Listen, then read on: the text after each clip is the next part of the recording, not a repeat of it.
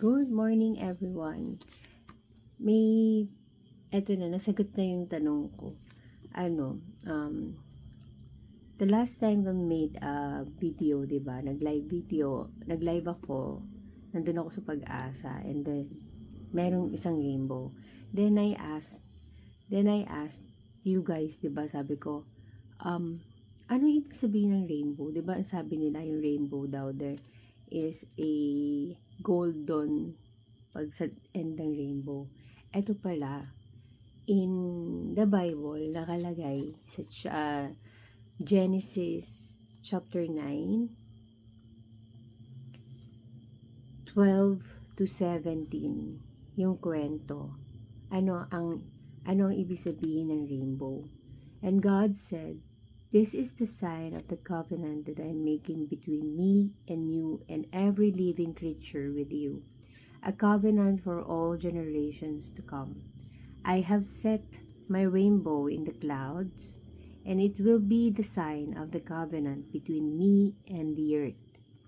Whenever I bring clouds over the earth, and the rainbow appears in the clouds, I will remember my covenant between me and you and all the living creatures of every kind. Never again will the waters become a flood to destroy all life.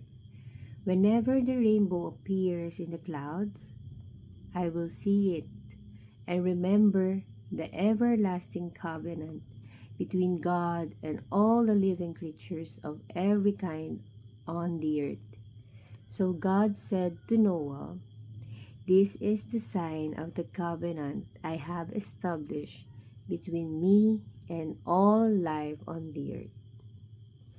So pag nagtanong yung mga bata kung bakit may ganun, you have to say the truth. That is a covenant na nagtutungtong sa atin sa Panginoon at sa mga nilikha niya dito sa mundo. Ayun. Happy ako kasi nasagot yung tanong ko. At nasasagot na siya unti-unti. Diba? Ang sarap matuto. And nag-share lang naman ako, guys. Ayun. Have a blessed day po. And dagdag lang din, sinimulan ko yung Bible from New Testament. Then, ito, sumunod na yung Old Testament. Kaya nasa Genesis ako and ayan nga kay Noah. And then, nung sinimulan ko na yung nasagot yung mga tanong ko. Yan, isa na yan, sa rainbow. Yun, may mga hindi tayo maintindihan sa Bible. Huwag natin i-pressure yung sarili natin. Actually, babalikan mo siya talaga. And nakikita ko na nakakatuwang basahin ng Bible. Kasi, na-survive ko yung from Matthew. Ayan, from Matthew. Natapos ko to, pero hindi ko lahat po naintindihan yung iba, no? May mga nagstay sa aking isipan and then tuloy-tuloy lang hanggang sa makarating ako dito sa Genesis. And now I'm reading Genesis. Nasa chapter 9 ako. And then i-share ko sa inyo yung dati kong live, kung ano yung rainbow, 'di ba? Wala naman sumagot sa inyo at sinagot yung mismong Bible. Kaya happy to share it lang naman. Yun. Yun lang.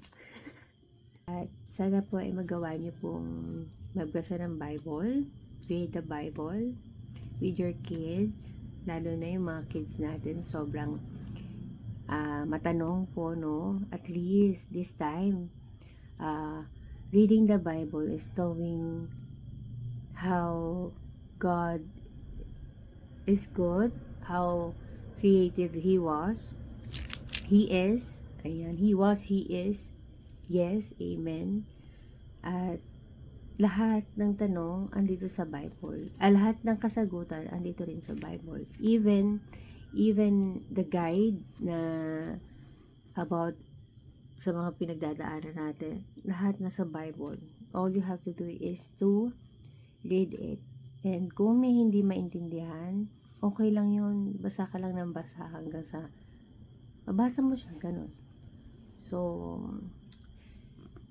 Pag nagtanong si Aika, ano yung rainbow, masasagot ko na siya. Diba? At ikikwento sa kanya. Yan ang importante. Dahil nung time na pinagbabasa ko siya ng Bible, nahihirapan daw siya magbasa ng mga words. So, we are the parents, tayo muna magturo sa kanila. And then, we hope and pray to God na i-guide din tayo na maituro natin at hindi natin makalimutan na ituro yung Bible. So, yun lang po. God bless everyone. Bye for now.